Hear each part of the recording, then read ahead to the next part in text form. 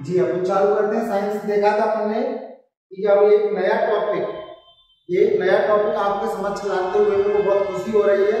ठीक है, वो अपन संविधान की श्रृंखला को चालू करते हैं। ठीक है, मेरे को आशा है कि आप सभी अच्छे होंगे। ठीक है, इस सीरीज को अपन कंटिन्यू करते हैं। पॉलिटी, संविधान का नाम सबने सुना होगा, नाम से सभी वाकिफ हैं, क्योंकि वर्तमान समय में इसकी संविधान की या इससे जुड़े हुए अवयवों की प्रासंगिकता बहुत ज्यादा है। अपन कहीं ना कहीं न्यूज़पेपर हो जाए या उसके बाद क्या न्यूज हो जाए, उसके बाद अखबारों में, टीवी में, समाचारों पर कहीं ना कहीं अपन सुनते ही रहते हैं सरकार के बारे में, शासन के बारे में। और सरकार और शासन दोनों में सामंजस्य बैठ जाए या दोनों में तारतम्यता आ जाए, वही संविधान की प्रासंगिकता अपने को प्रदर्शित हो जाती है। ठीक है, आज अपन बिल्कुल चालू करते हैं बेसिक से। उसके बाद ये वीडियो स्पेशली एमपीपीएससी मेंस ऐसे विद्यार्थी जो मुख्य परीक्षा जो है ना 30 अक्टूबर को उसको टारगेट कर रहे हैं ना, उनके लिए बूस्टर रहेगा।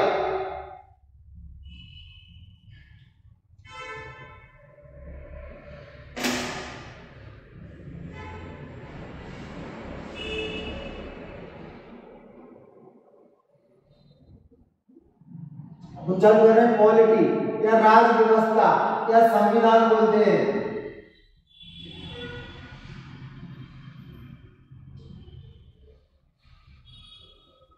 ठीक है, इसमें अपन कुछ देखेंगे, इंपोर्टेंट फैक्ट देखेंगे, क्या क्या चीजें होती हैं।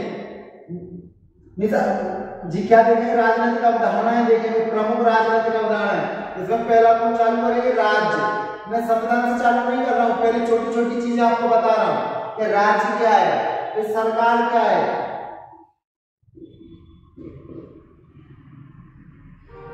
उसके बाद शासन क्या है और लोकतंत्र क्या है। ये चार चीजें, ये चारों को हम देखेंगे पहले। ये चीजें क्या है, लोकतंत्र माने डेमोक्रेसी। ठीक है, ये चार चीज, राज्य क्या है और सरकार क्या है, गवर्नमेंट क्या है, और शासन माने गवर्नेंस क्या है, और लोकतंत्र क्या है।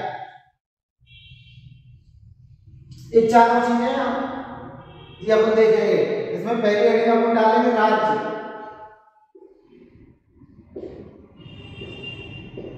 या स्टेट। ठीक है, राज्य क्या है, राज्य किसी भी राजनीतिक व्यवस्था का केंद्र बिंदु है। राज्य किसी भी राज्य की राजनीतिक व्यवस्था का क्या है, केंद्र बिंदु। राज्य शब्द की उत्पत्ति लातिनी भाषा के शब्द स्टेटस से हुई है। ठीक है, राज्य शब्द की उत्पत्ति लातिनी भाषा के शब्द स्टेटस से हुई है, स्टेटस से हुई है, जिसे अंग्रेजी भाषा में स्टेट कहते हैं, जिसे अंग्रेजी भाषा में स्टेट कहते हैं। स्टेटस का शाब्दिक अर्थ ही होता है कि अन्य की तुलना में सर्वोच्च। ठीक है, स्टेटस जैसे आपने देखा होगा कि अपन कहीं जाते हैं, पिकनिक स्पॉट वगैरह कहीं घूमने जाते हैं, तो अपन कम ठीक वहाँ क्या करते हैं, ठीक है 50, 100, 60, 70 वीडियो बनाते हैं या फोटो खींचते हैं या सेल्फी लेते हैं। फिर अपन जब फ्री होते हैं ना, फिर अपन देखते हैं इसमें से मेरे को कौन सा फोटो या कौन सा वीडियो अपने स्टेटस पर अपलोड करना या अपना स्टेटस लगाना। स्टेटस का शाब्दिक अर्थ ही होता है अन्य की तुलना में सर्वोच्च। स्टेटस का शाब्दिक अर्थ क्या होता है, अन्य की तुलना में सर्वोच्च। तो राज्य क्या है, किसी भी राजनीतिक व्यवस्था का केंद्र बिंदु राज्य है। राज्य शब्द की उत्पत्ति लातिनी भाषा के शब्द स्टेटस से हुई है।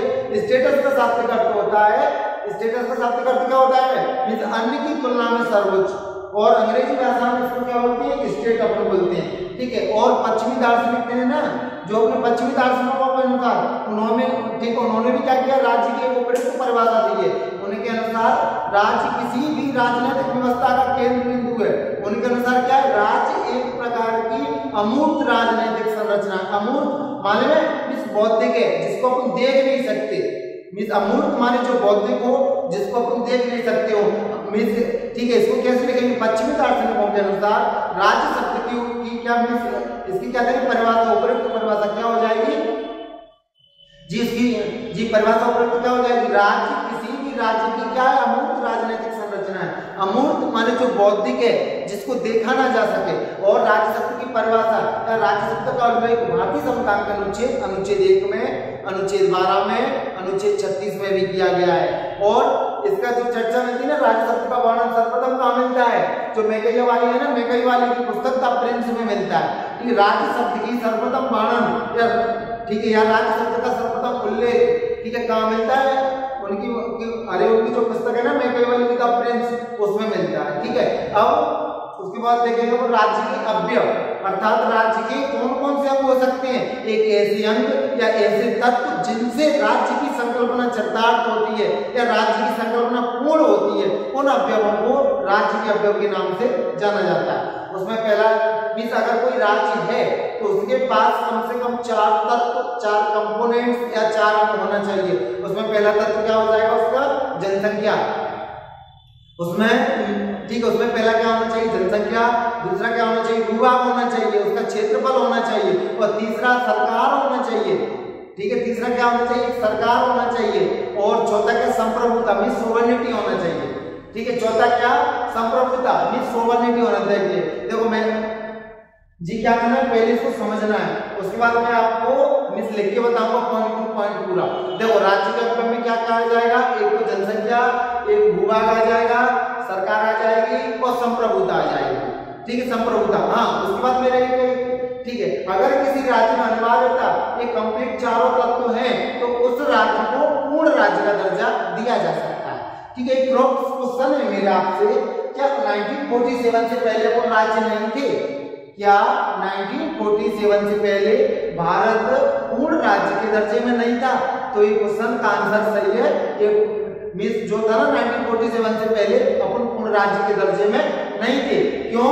क्योंकि अपने पास भूभाग था, मीन्स एक क्षेत्रफल था, एक निश्चित जनसंख्या का अनुपात था, उस क्षेत्रफल में निश्चित जनसंख्या का अनुपात था, और सरकार थी मीन्स शासन संचालित हो रहा था, परंतु संप्रभुता नहीं थी, मीन्स सोवरेनिटी नहीं थी। इसीलिए 1947 से पहले भारत को पूर्ण राज्य का दर्जा प्राप्त नहीं था। ठीक है, उसके बाद अपन देखेंगे सोवरेनिटी क्या होता है, संप्रभुता क्या होता है। हम भारत के लोग भारत को संपूर्ण प्रभुत्व संपन्न समाजवादी पंथनिरपेक्ष लोकतांत्रिक गणराज्य बनाने के लिए तथा उसके समस्त नागरिकों को सामाजिक आर्थिक राजनीतिक न्याय विचार अभिव्यक्ति विश्वास धर्म उपासना स्वतंत्रता, ठीक है, गैर प्रतिष्ठा और व्यक्ति की गरिमा राष्ट्र एकता अखंडता को सुनिश्चित करने वाली व्यवस्था बनाने के लिए दृढ़ संकल्पित होकर। अब इसमें भी आपने देखा होगा, इसमें क्या आया? संप्रभु आया। हम भारत के लोग भारत को एक संपूर्ण प्रभुत्व, हम भारत के लोग भारत को एक संपूर्ण प्रभुत्व संपन्न समाजवादी, इसमें भी आ रहा है ना संपूर्ण प्रभुत्व। इसका संप्रभुता माने क्या? माने जी इसमें क्या होता है? संप्रभुता माने क्या होता है? सोवरेनिटी माने किसी देश की आंतरिक और वैदेशिक नीति में बाहरी दबाव, बाहरी हस्तक्षेप न होना ही संप्रभुता के रूप में जानी जाती है। ठीक है, अगर अपन जैसे निर्णय ले रहे हैं तो मीन्स बाहरी दबाव, अंतरराष्ट्रीय दबाव का ना होना, भारतीय दखलंदाजी ना होना, भारतीय हस्तक्षेप ना होना, तो वही क्या है? सोवरेनिटी, संप्रभुता। मीन्स अपन अपने आंतरिक और वैदेशिक निर्णय लेने में कैसे हो? स्वतंत्र हो, कोई बाहरी दबाव ना हो, बाहरी हस्तक्षेप ना हो, तो वही क्या है? आपका संप्रभुता मीन्स सोवरेनिटी। इससे सरल बिल्कुल कुछ नहीं। अगर कोई पूछता है कि सोवरेनिटी क्या है, संप्रभुता क्या है, तो मीन्स आपको भैया कुछ भी नहीं करना, एक लाइन में कि अपने स्वयं के निर्णय लेने समय मीन्स जय जनता ऐसा कोई राज्य राष्ट्र हो सकता है जो अपन स्वयं के निर्णय ले रहा है, उसके आंतरिक निर्णय और वैदेशिक नीति, उसके आंतरिक निर्णय और विदेश के निर्णयों में बाहरी हस्तक्षेप ना होना, बाहरी दबाव ना होना, ठीक, बाहरी दखलंदाजी ना होना ही किसके रूप में जाना जाता है? संप्रभुता के रूप में जाना जाता है।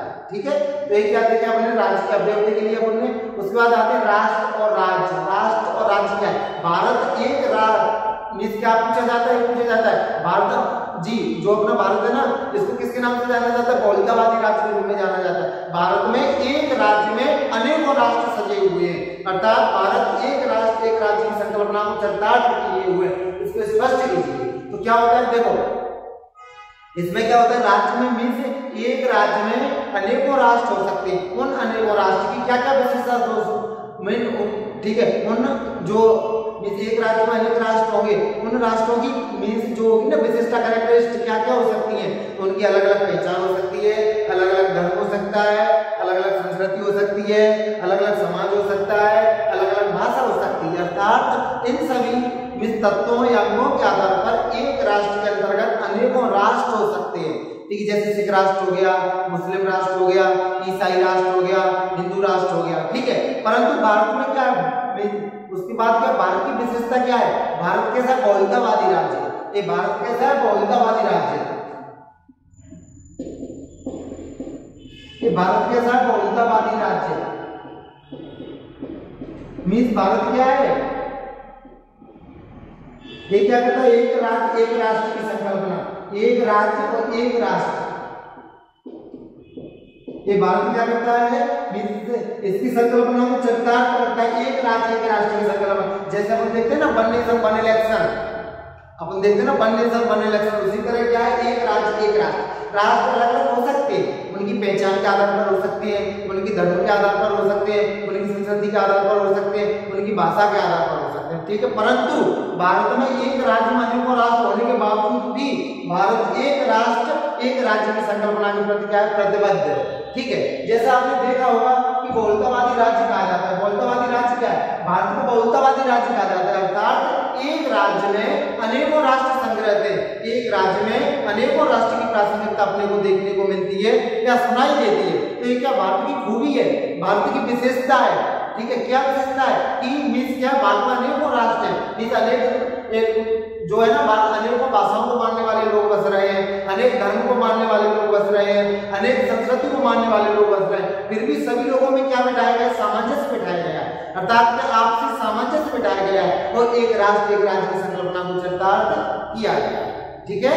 यहाँ तक आ गया। फिर अपन देखेंगे राज्य की उत्पत्ति से संबंध, मैं अभी तो आपको बिल्कुल बेसिक बता रहा हूँ, अभी आपको बिल्कुल बेसिक बता रहा हूँ, ठीक है। फिर अपन देखेंगे राज्य की उत्पत्ति से संबंधित सिद्धांत, उसके बाद क्या देखेंगे अपन, राज्य की उत्पत्ति से संबंधित सिद्धांत, मीन्स राज्य की उत्पत्ति कैसे हुई है।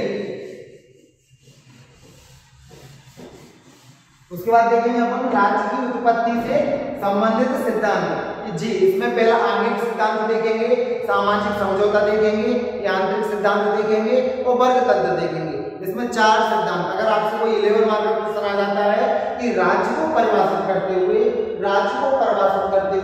राज्य की उत्पत्ति से संबंधित सिद्धांत लिखिए, तो राज्य क्या है, राज्य किसी भी राज्य की राजनीतिक व्यवस्था का केंद्र बिंदु है। राज्य शब्द का सर्वप्रथम उल्लेख जी किसने किया, मैकैयावाली ने अपनी पुस्तक द प्रिंस में किया है। राज्य शब्द का सर्वप्रथम उल्लेख मैकैयावाली ने इस अपनी पुस्तक द प्रिंस में किया है। और क्या पश्चिमी दार्शनिकों ने एक राज्य की उपयुक्त परिभाषा दी, उन्होंने क्या बोला है, राज्य किसी भी समाज की कैसी संरचना, अमूर्त राजनीतिक संरचना, राज्य किसी भी समाज की अमूर्त राजनीतिक संरचना, ठीक है। इसको लिख रहा हूं, अमूर्त माने जो मूर्त ना हो, अमूर्त मीन्स जिसको देखा ना जा सके, जो कैसी हो, बौद्धिक हो, जो कैसी हो, बौद्धिक हो, ठीक है, जो कैसी हो, बौद्धिक हो, जिसको देखा ना जा सके। राज्य किसी भी राज्य के, ठीक है, राज्य क्या है, मीन्स क्या है, राज्य क्या है, मीन्स किसी भी समाज की अमूर्त राजनीतिक संरचना है। राज्य किसी भी समाज की अमूर्त राजनीतिक संरचना है, जिसको जो कैसी हो, बौद्धिक हो, जिसको देखा ना जा सके। फिर अपने देखा राज्य की उत्पत्ति से संबंधित सिद्धांत, ये सब बताऊंगा मैं, आपको भी लिखाऊंगा एक नंबर से, बिल्कुल सिस्टमेटिक पूरा, ठीक है। अभी आपको समझा रहा हूं, एक बार फिर मैं आपको लिखाऊंगा, आपका 2 बार हो जाएगा, ठीक है। राज्य की उत्पत्ति से संबंधित सिद्धांत कौन से हो गए, आंगिक सिद्धांत। जैसे जो अपना शरीर है ना, किससे बना है, अंगों से बना है, इसी अनुसार राज्य के भी अंग हैं, और राज्य के अंग क्या क्या है आपको मालूम है, एक जनसंख्या है, एक भूभाग है, एक सरकार है, एक संप्रभुता। ये आंगिक सिद्धांत किसने दिया है, कौटिल्य ने दिया है, अरस्तु ने दिया है। उन्होंने क्या बताया है कि जिस प्रकार शरीर से शरीर के किसी भी अंग को अलग नहीं किया जा सकता, जिस प्रकार शरीर से शरीर के किसी अंग को अलग नहीं किया जा सकता, अगर कर दिया जाए तो फिर वो शरीर की संकल्पना पूर्ण नहीं होगी। उसी प्रकार राज्य से राज्य के किसी अंग को अलग नहीं किया जा सकता। अगर राज्य से राज्य के किसी अंग को अलग कर दिया गया तो राज्य की संकल्पना पूर्ण नहीं होगी। ये किसने बताया है, एरिस्टोटल, अरस्तु और कौटिल्य, चाणक्य वगैरह, ठीक है। ये कौन सा, इसको अपन देखेंगे, कौन सा सिद्धांत हो गया आपका, आंगिक सिद्धांत। इसमें राज्य की तुलना शरीर से की गई है, इसमें राज्य की तुलना शरीर से की गई है, जिस प्रकार से, ठीक है, हाँ, उसमें क्या है, इसमें राज्य की तुलना किससे की गई, शरीर से की गई है। जिस प्रकार एक शरीर के लिए, एक स्वस्थ व्यक्ति के लिए, एक स्वस्थ व्यक्ति के शरीर में सभी अंगों का होना आवश्यक है, उसी प्रकार एक समृद्धशाली राज्य में, एक विकसित राज्य में राज्य के सभी अंगों का होना भी आवश्यक है। बिना किसी एक अंग के राज्य की संकल्पना नहीं की जा सकती, पूर्ण राज्य की संकल्पना नहीं की जा सकती, ठीक है। राज्य तो 1947 से पहले भी थे, परंतु पूर्ण राज्य नहीं थे। क्यों नहीं थे? क्योंकि जनसंख्या थी, भूभागता सरकार थी, परंतु संप्रभुता नामक मीन्स कोई भी चीज नहीं थी। उसके बाद आंगिक सिद्धांत हो गया। उसके बाद सामाजिक समझौता, उसको पश्चिमी दार्शनिक चाणक्य ने दिया। उन्होंने क्या किया है मीन्स, हाँ इसमें क्या बोला, चाणक्य के मतों और वक्तव्यों और दार्शनिकों और उनकी जो उनके द्वारा लिखा गया है, उनके द्वारा अपने को चरितार्थ होता है कुछ ठीक है। उस समय में, तत्कालीन समय में समाज में अस्थिरता आ गई थी, अस्थिरता आ गई थी, अर्थात हाँ जो अस्थिरता आ गई थी ना, उसे मत्स्य न्याय के नाम से जाने लगा था, उसको भैया मत्स्य न्याय के नाम से जाना लगा था। जिसमें क्या होता था कि जो बड़ी मछली रहती ना तालाब में, वो क्या करती थी मीन्स अपना आहार किसको समझती थी, छोटी मछली को समझती थी। और धनवान लोग, जो दुर्बल लोग रहते ना, उनका क्या करने लगे थे मीन्स शोषण करने लगे थे। इस प्रकार वहां की जनता थी ना, वो बहुत परेशान हो गई थी आतंक से, उन पे बहुत ज्यादा ही अत्याचार किए जाने लगे। तो एक समाज का समृद्ध व्यक्ति, एक समाज के सामाजिक उदाहरण व्यक्ति, एक समाज की बौद्धिक परिपक्व व्यक्ति थे, मीन्स उनका नाम था मनु, जो राजा थे। उनको वहां की जनता ने अपना राजा मान लिया। और जो उनकी आय होती थी जनता की, जो आय होती थी ना जनता की, ठीक है, जो आय थी ना जनता की, उससे 1/3%, एक कृषि का 1/3%, आय का 10%, आय का 10% और कृषि का 1/3% राजा मनु को देना स्वीकार किया। ठीक है, बदले में देखो अब जनता देगी, मीन्स अगर जनता राजा को देगी तो राजा का भी तो कुछ कर्तव्य बनेगा। तो बदले में राजा ने जनता को सामाजिक सुरक्षा का वादा दिया। इसी न्याय को सामान्यतः मत्स्य न्याय के नाम से जाना जाता है। और यह सिद्धांत किसके नाम से, सामाजिक समझौता के नाम से जाना जाता है। उसके बाद कौन सा आ जाता है आपका, यांत्रिक सिद्धांत। उसके बाद यांत्रिक, आपको मालूम है यंत्र माने जो मशीन वगैरह रहती है।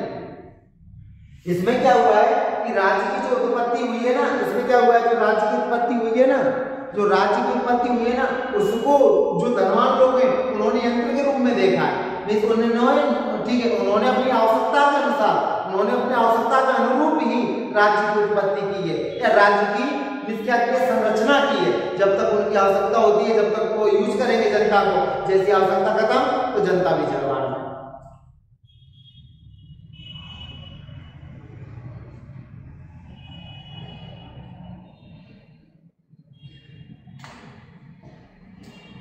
ठीक है, तो इसमें क्या यांत्रिक सिद्धांत में क्या है कि राज्य की उत्पत्ति किसकी अनुसार, आवश्यकता के लिए हुई है। राज्य की उत्पत्ति आवश्यकता के लिए हुई है।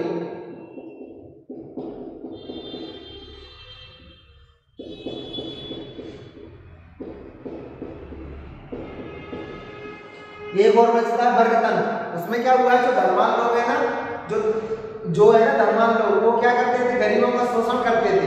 इसलिए इस प्रकार के राज्य को शोषण रूपी राज्य की संकल्पना दी गई है। इस प्रकार के राज्य को शोषण रूपी राज्य की संकल्पना दी गई है। ये आपका यहाँ आके राज्य खत्म हो जाता है। राज्य की परिभाषा क्या है, राज्य का उद्भव कहाँ से हुए, ठीक है, पश्चिमी दार्शनिकों के अनुसार राज्य की परिभाषा क्या है, राज्य के अवयव क्या है और राज्य की उत्पत्ति से संबंधित सिद्धांत क्या है। अब अपन देख लेते हैं पूरा सिस्टम है।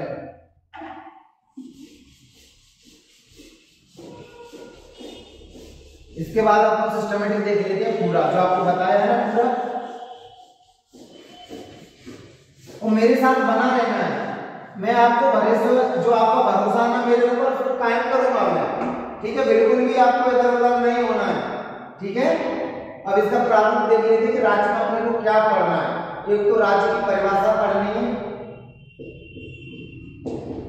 ये मेंस क्या है पूरा।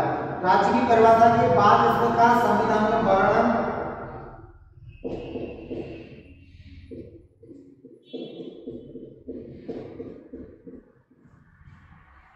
इसका क्या सर्वप्रथम उल्लेख,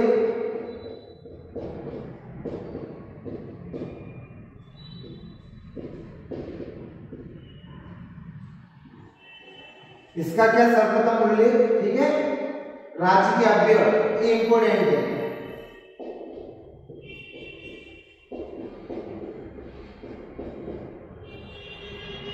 उसके बाद देख लेंगे, इसके बाद संप्रभुता और राज्य और राष्ट्र, राज्य क्या होता है और राष्ट्र क्या होते हैं। और राज्य की उत्पत्ति से संबंधित सिद्धांत।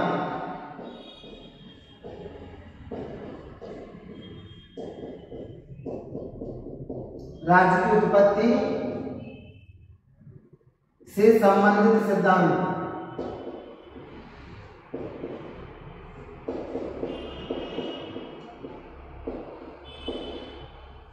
ठीक है, राज्य की उत्पत्ति से संबंधित सिद्धांत। इतनी चीज अपने को देखनी है। इस राज्य की परिभाषा संविधान में, इसका राज्य का वर्णन कहाँ किया गया है, कौन से अनुच्छेद में किया गया है, इसका सर्वप्रथम उल्लेख कहाँ है, राज्य के अवयव क्या है, संप्रभुता क्या है, राज्य क्या है, राष्ट्र क्या है, और राज्य की उत्पत्ति से संबंधित सिद्धांत क्या है। ठीक है, राज्य की उत्पत्ति से संबंधित सिद्धांत क्या है, इतनी चीजें अपने को देखते हुए चलना है।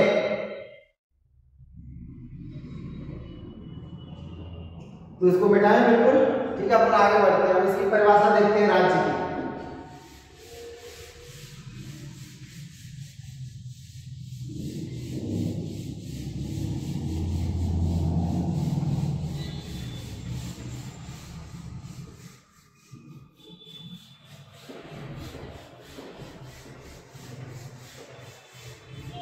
राज्य की परिभाषा देखते हैं अपन।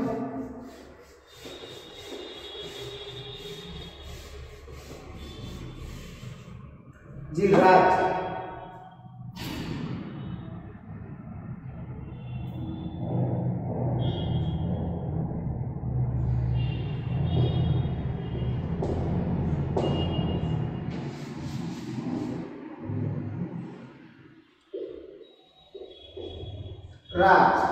राज्य किसी भी राजनीतिक व्यवस्था का केंद्र बिंदु है।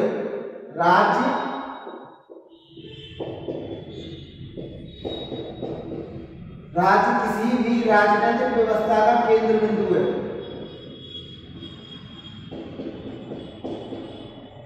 ये पहली लाइन है, राज्य किसी भी राजनीतिक व्यवस्था का क्या है, केंद्र बिंदु है।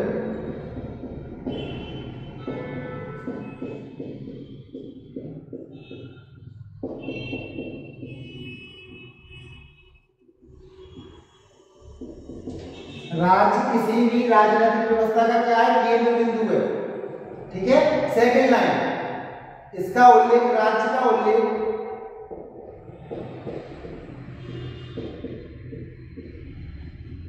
राज्य का उल्लेख भारतीय संविधान के अनुच्छेद, ठीक है, राज्य का उल्लेख भारतीय संविधान के अनुच्छेद 1, 12 और 36 में किया गया है।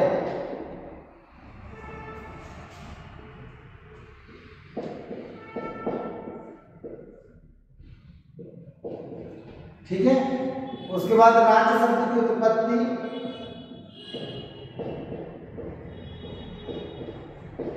राज्य शब्द की उत्पत्ति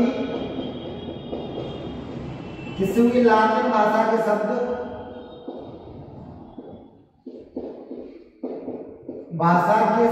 स्टेटस से हुई है। स्टेटस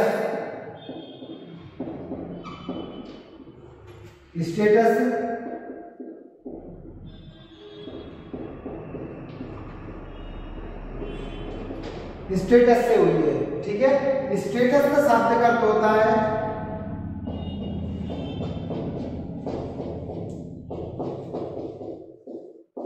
स्टेटस का शाब्दिक अर्थ होता है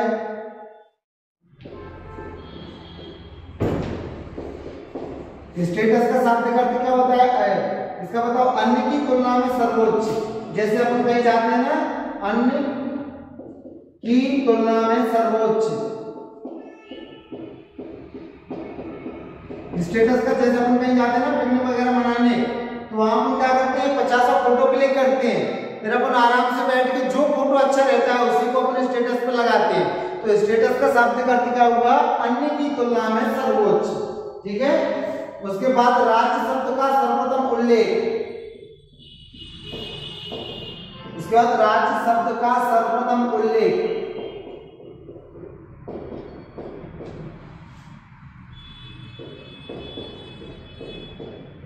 उसके बाद क्या, राज्य शब्द का सर्वप्रथम उल्लेख कहाँ मिलता है, मैकैया वाली नाम तो सुना होगा मैकियावेली की प्रसिद्ध पुस्तक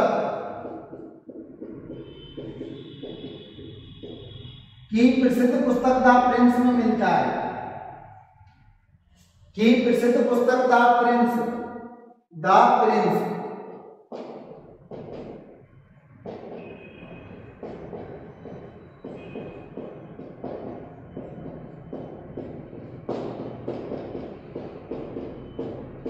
एक भी क्वेश्चन आपका मिस नहीं होगा, चाहे प्री का हो चाहे मेंस का हो। ये चीजें आपको ऐसी लिखती याद होती जाएंगी, साथ ही साथ में एक एक चीज, ठीक है। ये मेरी भाषा है, कहीं किताबी भाषा नहीं है बिल्कुल भी, ये मौलिक शब्द है। उसके बाद पश्चिमी दार्शनिकों के अनुसार राज्य की परिभाषा, ठीक है।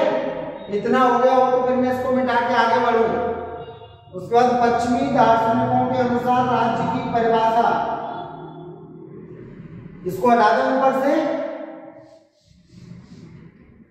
सर्वप्रथम उल्लेख कहाँ मिलता है? मैकियावेली की प्रसिद्ध पुस्तक द प्रिंस में मिलता है।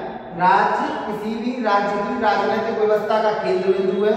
राज्य शब्द का उल्लेख भारतीय संविधान के अनुच्छेद 1 में, अनुच्छेद 12 में, अनुच्छेद 36 में मिलता है। ठीक है। राज्य शब्द की उत्पत्ति लातिनी भाषा के शब्द स्टेटस से हुई है। ठीक है। राज्य शब्द की उत्पत्ति किससे हुई? लातिनी भाषा के शब्द स्टेटस से हुई है।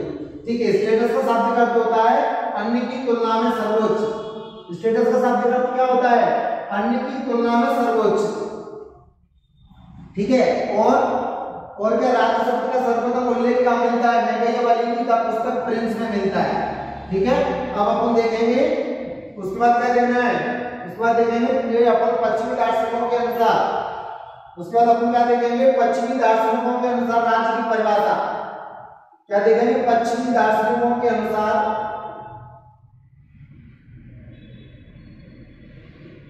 क्या देखेंगे? पश्चिमी दार्शनिकों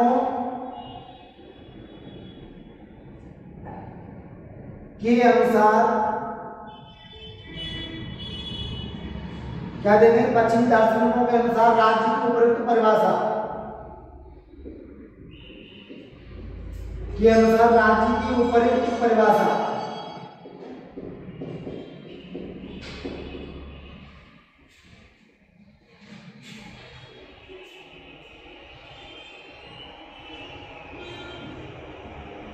ठीक है। क्या देखेंगे?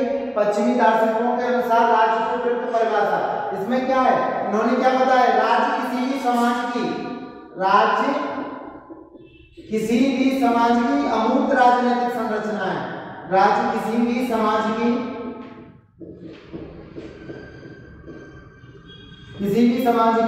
अमूर्त राजनीतिक संरचना। अमूर्त माने जो चीज दिखाई ना दे, अमूर्त राजनीतिक संरचना है।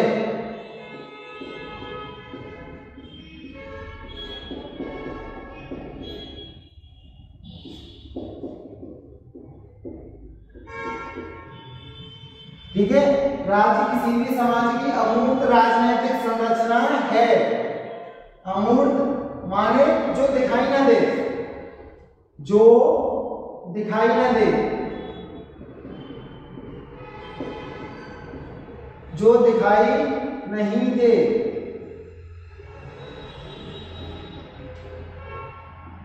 और जो बौद्धिक हो,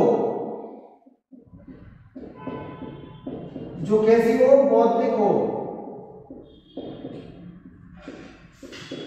ठीक है। ये आपका राज्य है। उसके बाद अपन देखेंगे राज्य के अवयव। राज्य के अवयव या राज्य की कंपोनेंट्स या मेन कंपोनेंट्स ऑफ स्टेट। राज्य के अवयव वैसे अवयव जिनसे राज्य की संकल्पना पूर्ण होती है। अगर उनमें से किसी भी अवयव को हटा दिया जाए तो राज्य की संकल्पना पूर्ण नहीं होगी। ठीक है। राज्य के अवयव में क्या देखेंगे अपन? पहला, इसमें पहला क्या है आपका? जनसंख्या। और सेकंड वन क्या है? भूभाग।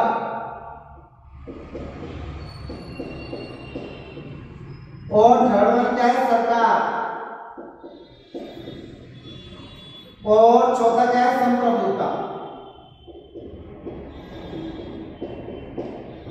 Means sovereignty.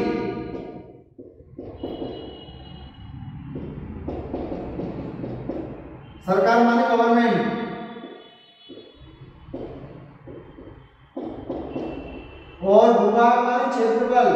एरिया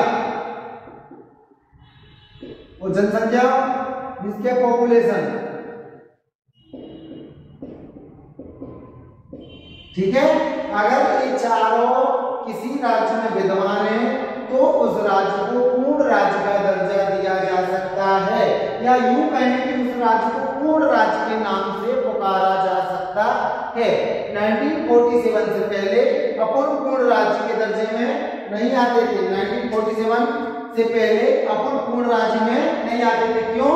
क्योंकि अपने पास जनसंख्या थी, अपने पास भूभाग था, अपने पास सरकार थी, परंतु अपने पास संप्रभुता नहीं थी। अपने पास आंतरिक और वैदेशिक माने विदेश के निर्णय लेने की स्वतंत्रता नहीं थी। ये संप्रभुता क्या है? माने किसी भी राज्य या राष्ट्र को आंतरिक या वैदेशिक निर्णय लेने में बाहरी हस्तक्षेप का ना होना ही संप्रभुता के नाम से जाना जाता है। ठीक है, संप्रभुता हो गया। उसके बाद राज्य और राष्ट्र। राष्ट्र क्या है? राष्ट्र एक राज्य में अनेक राष्ट्र हो सकते हैं। एक राज्य में अनेक राष्ट्र।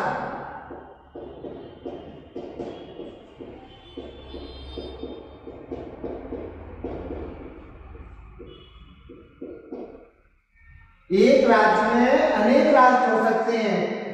ठीक है, जिसका आधार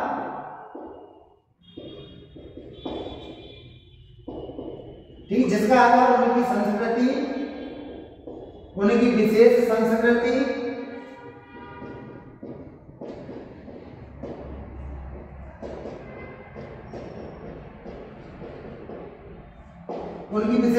विशेष भाषा,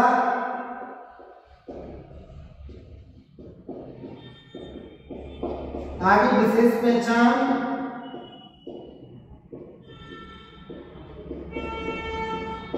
विशेष धर्म,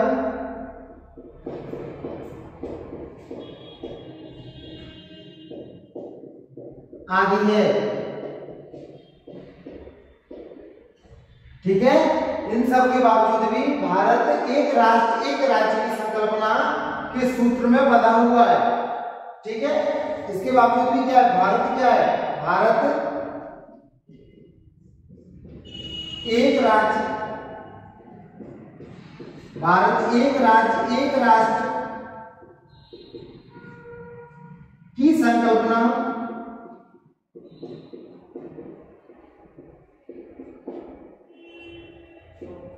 को पूर्ण करता है।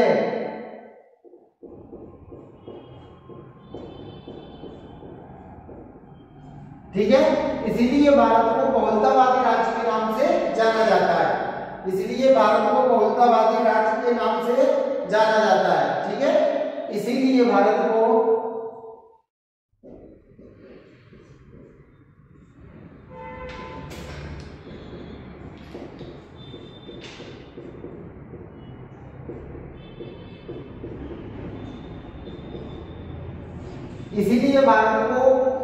जी किसके नाम से? बहुलतावादी राज्य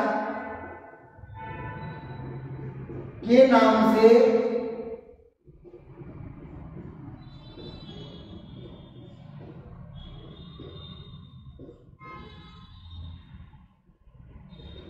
इसीलिए भारत को बहुलतावादी राज्य के नाम से जाना जाता है। यहां तक सबका हो गया क्या?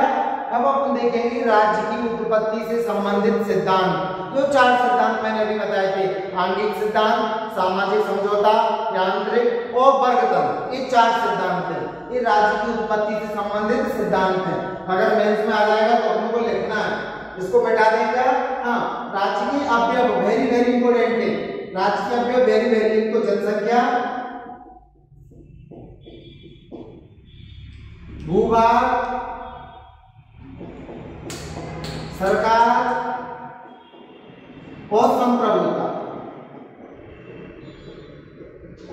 ये क्या है? किसी भी राज्य के अवयव है, अनिवार्यता है। ये राज्य के क्या है?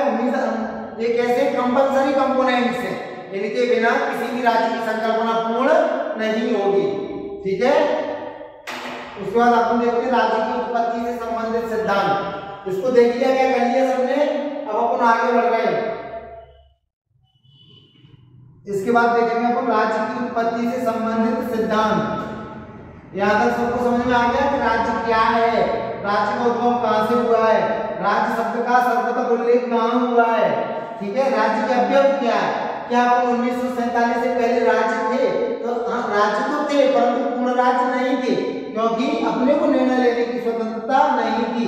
इसका बेहतर उदाहरण अभी आपने देखा होगा, रूस ने यूक्रेन पर आक्रमण किया है, ये दोनों में लड़ाई हो रही थी, अमेरिका क्या बोल रहा था भारत से कि आप कुछ स्टैंड लो, रूस के खिलाफ कुछ बोलो, तो अपन लोगों ने कुछ बोला नहीं, बोला क्यों, क्योंकि अपन क्या है, संप्रभु है।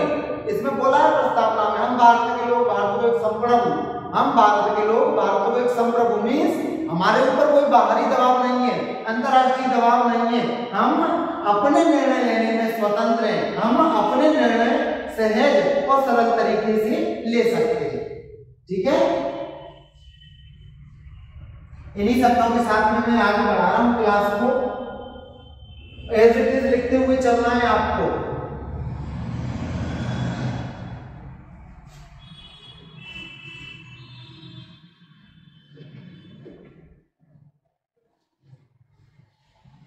उसके बाद देखना राज्य की उत्पत्ति से संबंधित सिद्धांत। उसके बाद क्या देखना है, राज्य की उत्पत्ति से संबंधित सिद्धांत।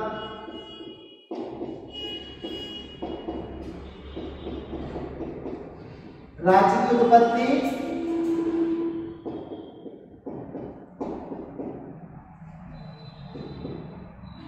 उत्पत्ति से संबंधित सिद्धांत, ठीक है, राज्य की उत्पत्ति से संबंधित सिद्धांत।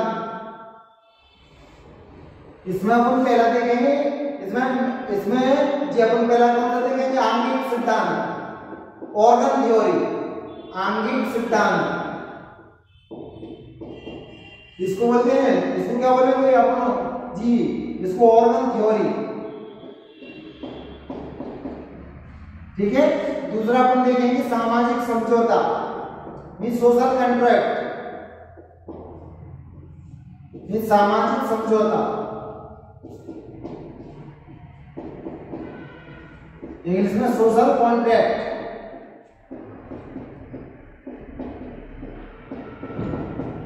ठीक है। यांत्रिक सिद्धांत,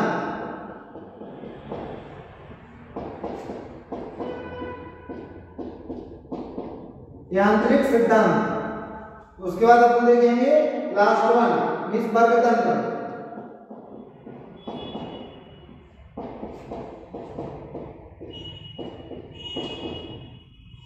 ठीक है। इसमें अपन ठीक है पहली हेडिंग डालेंगे जी आंगिक सिद्धांत, ऑर्गन थ्योरी,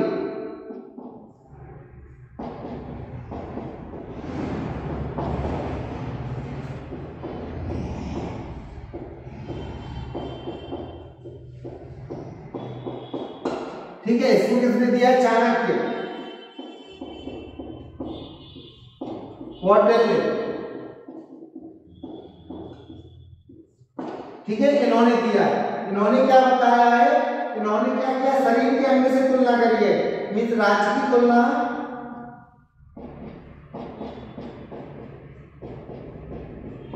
इन्होंने राज्य की तुलना शरीर के अंग से करी है,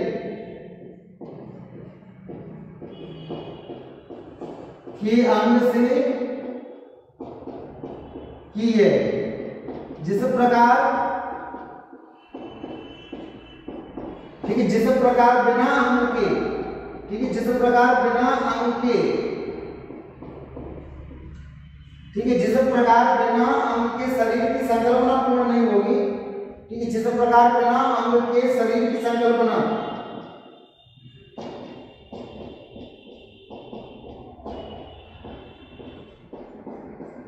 ठीक है, जिस प्रकार बिना अंग के शरीर की संकल्पना पूर्ण नहीं होती,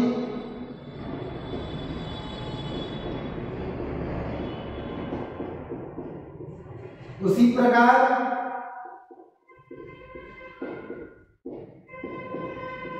ठीक है, उसी प्रकार राज्य के अवयव के बिना,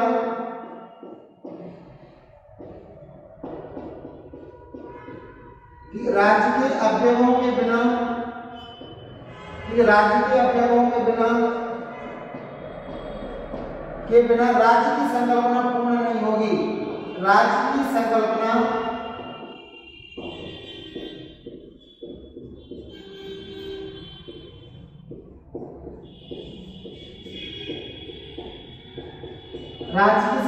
पूर्ण नहीं होगी।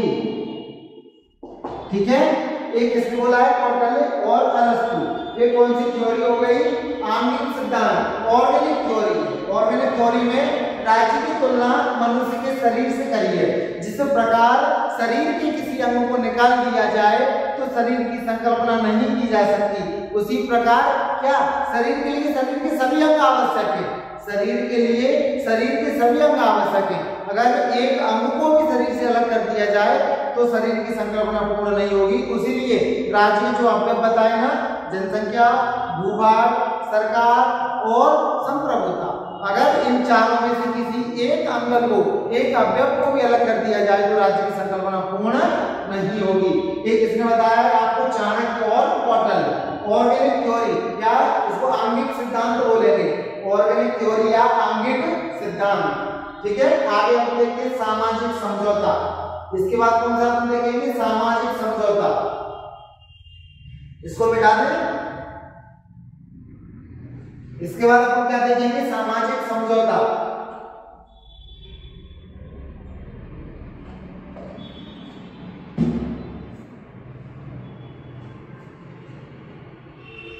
इसके बाद क्या देख रहे हैं हम? सामाजिक समझौता।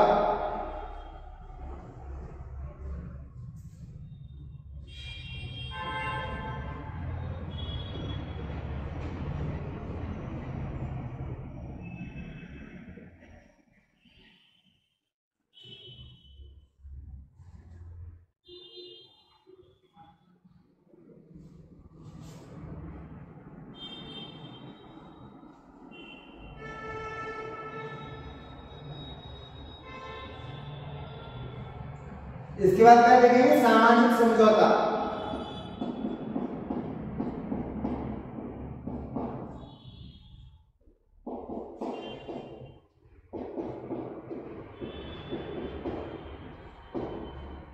इसे मत्स्य न्याय के नाम से जाना जाता है।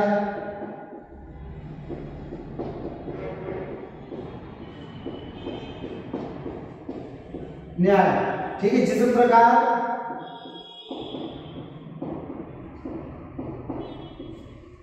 प्रकार बड़ी मछली, ठीक है, जिस प्रकार बड़ी मछली छोटी मछली को अपना आहार समझती है, ठीक है, जिस प्रकार बड़ी मछली छोटी मछली को,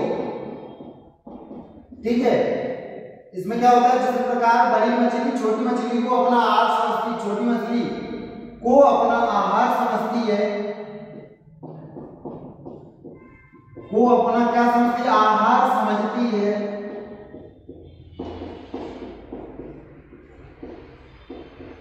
उसी प्रकार जो धनवान लोग हैं ना, धनवान, उसी प्रकार धनवान लोग निर्बल लोग है, दुर्बल लोग, उसी प्रकार धनवान लोग जी ये किसको? निर्बल लोगों को अपना अधिकार समझते हैं। निर्बल लोग ये क्या करते हैं? निर्बल लोगों पर क्या करते हैं? अत्याचार करते हैं।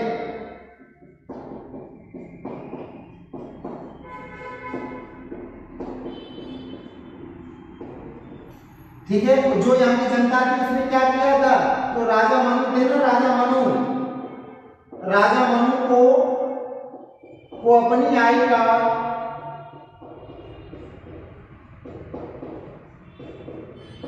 अपनी आय का 10% देना सुनिश्चित किया।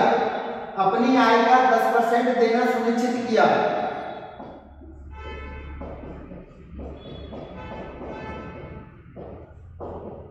अपनी आय का 10% देना सुनिश्चित किया। ठीक है, और कृषि का 1/3। और राजा मनु ने क्या किया? बदले में सुरक्षा का वायदा किया। सुरक्षा का वादा किया, जिसे मत्स्य न्याय के नाम से जाना जाता है। जिसे मत्स्य न्याय, शायद बहुत से तो पहली बार सुन रहे होंगे मत्स्य न्याय क्या होता है।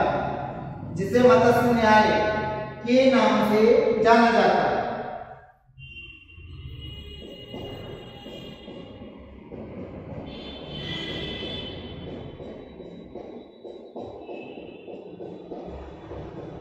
ठीक है।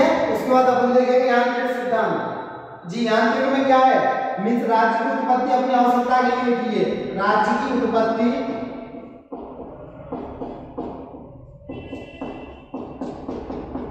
राज्य की उत्पत्ति उन्होंने क्या किया अपनी आवश्यकता के लिए। राज्य की उत्पत्ति एक स्त्री की अपनी आवश्यकता पूर्ति के लिए, अपनी जी आवश्यकता पूर्ति के लिए की है।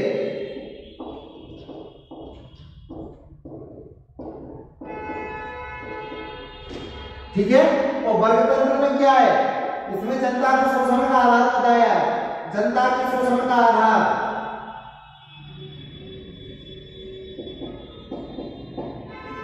इसमें क्या माना है, जनता का शोषण करना है ज्यादा से ज्यादा, ये शोषण का आधार है।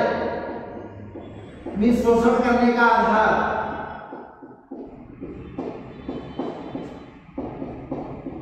तो यहां पर आपकी राज्य की संकल्पना खत्म होती है। देखो मैंने आज के लेक्चर में क्या बताया, कुछ भी नहीं बताया। राज्य क्या है, देखो अपने चार चीज ली है, राज्य, सरकार, शासन और लोकतंत्र। राज्य क्या है, राज्य किसी भी राज्य की अमूर्त राजनीतिक संरचना है। राज्य किसी भी राज्य की प्रमुख राजनीतिक व्यवस्था का केंद्र बिंदु है। राज्य शब्द का सर्वोत्तम उल्लेख मैकैया वाली की पुस्तक प्रिंस में मिलता है। राज्य शब्द का वर्णन भारतीय संविधान के अनुच्छेद 1 में, अनुच्छेद 12 में, अनुच्छेद 36 में किया गया है। राज्य शब्द की उत्पत्ति लातिनी भाषा के शब्द स्टेटस से हुई है। स्टेटस का शाब्दिक अर्थ होता है अन्य की तुलना में सर्वोच्च। आगे बताया है पश्चिमी दार्शनिकों के अनुसार राज्य शब्द की मीन्स क्या परिभाषा, उपयुक्त परिभाषा क्या है, राज्य किसी भी समाज की अमूर्त राजनीतिक संरचना है। अमूर्त जो मूर्त ना हो, जो दिखाई ना दे, जो बौद्धिक हो। राज्य किसी भी समाज की अमूर्त राजनीतिक संरचना है। फिर राज्य के अवयव देखे हमने, जनसंख्या, भूभाग और क्या देख, सरकार और संप्रभुता। संप्रभुता क्या है, किसी राष्ट्र या राज्य को अपने आंतरिक निर्णय और विदेश के निर्णय लेते समय स्वतंत्रता होना, बाहरी हस्तक्षेप ना होना, अंतर्राष्ट्रीय दबाव का ना होना ही संप्रभुता के रूप में जाना जाता है। उसका राष्ट्र, एक राज्य में अनेक राष्ट्र हो सकते हैं। अनेक राष्ट्र की उपलब्धियां भी क्या होगी, सुनिश्चित पहचान सुनिश्चित क्या है, उनका अलग अलग धर्म हो, अलग अलग विशेष मीन्स उनके क्या मीन्स उनकी संस्कृति हो, विशेष धर्म हो, विशेष संस्कृति हो, विशेष भाषा हो, विशेष समाज हो। इनके आधार पर अनेक राज्यों में अनेकों राष्ट्र हो सकते हैं। परंतु भारत की विशेषता क्या है, भारत एक राज्य में अनेकों राष्ट्रों की संकल्पना को चरितार्थ करता है। इसलिए भारत को क्या बोला जाता है, इसलिए भारत को क्या बोला जाता है, बहुलतावादी राज्य के नाम से जाना जाता है। फिर राज्य की उत्पत्ति से संबंधित सिद्धांत अर्थात राज्य की उत्पत्ति कैसे हुई, चार सिद्धांत, ऑर्गन थ्योरी मींस आंगिक सिद्धांत और सामाजिक समझौता मींस सोशल कॉन्ट्रैक्ट, यांत्रिक सिद्धांत और परतंत्र। आंगिक सिद्धांत ऑर्गन थ्योरी में क्या है, ऑर्गन थ्योरी में क्या है, राज्य की जो तुलना शरीर के अंग से की गई है। जिस प्रकार शरीर के किसी अंग को हटा दिया जाए तो शरीर की संकल्पना पूर्ण नहीं होगी, या शरीर को पूर्ण रूप से जो उसका उद्देश्य है वो पूर्ण नहीं होगा। उसी प्रकार राज्य के किसी अवयव को हटा दिया जाएगा ना तो राज्य की संकल्पना पूर्ण या पूर्ण राज्य उसको नहीं कहा जाएगा। ठीक है।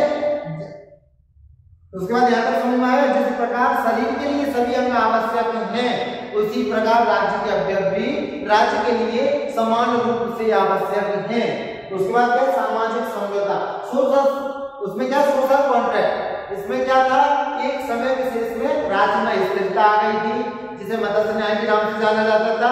एक बड़ी मछली और क्या छोटी मछली को अपना आहार समझती थी, अपना अधिकार समझती थी, और जो धर्मांध लोग थे ना, जो निर्मल लोगों को अपना मिस क्या करते थे, शोषण का माध्यम, अत्याचार करते थे।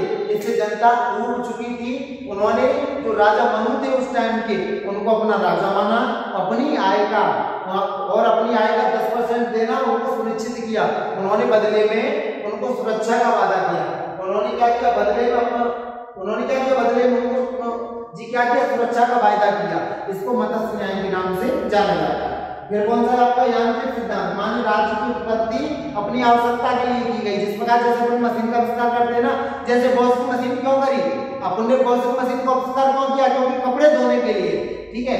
उसके बाद आर वाटर में अपन क्यों लेके आए, मींस क्या करते हैं, इसमें इसमें क्या करेंगे, मीन्स पानी को स्वच्छ करने के लिए। तो अर्थात जहां जहां आविष्कार हो रहा है, आविष्कार की आवश्यकता की जननी है, आवश्यकता ही आविष्कार की जननी है। तो ठीक है, उसके बाद क्या है, वर्ग तंत्र। इसमें क्या है, एक क्या है, शोषण करने का आधार है। इसमें धनवान लोग क्या करते हैं, निर्बल लोगों का शोषण करते हैं। ये शोषण का माध्यम माना गया वर्ग तंत्र, इसलिए इन्होंने राज्य की उत्पत्ति की है। इसलिए इन्होंने क्या किया, राज्य की उत्पत्ति करने का माध्यम क्या है, शोषण का माध्यम। ठीक है, कल अपन देखेंगे सरकार क्या है, शासन क्या है और लोकतंत्र क्या है। ठीक है, इन्हीं शब्दों के साथ में मैं आज की क्लास को समाप्त करता हूं और प्रतीक्षा करता हूं कि जो मेरे द्वारा समझाया गया है वो आपको पूर्णतः कहीं ना कहीं भी साक्षरस आपको समझ में आया होगा। ठीक है, अगर नहीं भी आया ना तो एक दो बार वीडियो को देखना। इन्हीं शब्दों के साथ में मैं अपनी वाणी को विराम दे करके, ठीक है, कल आपको मिलता हूं। जय हिंद।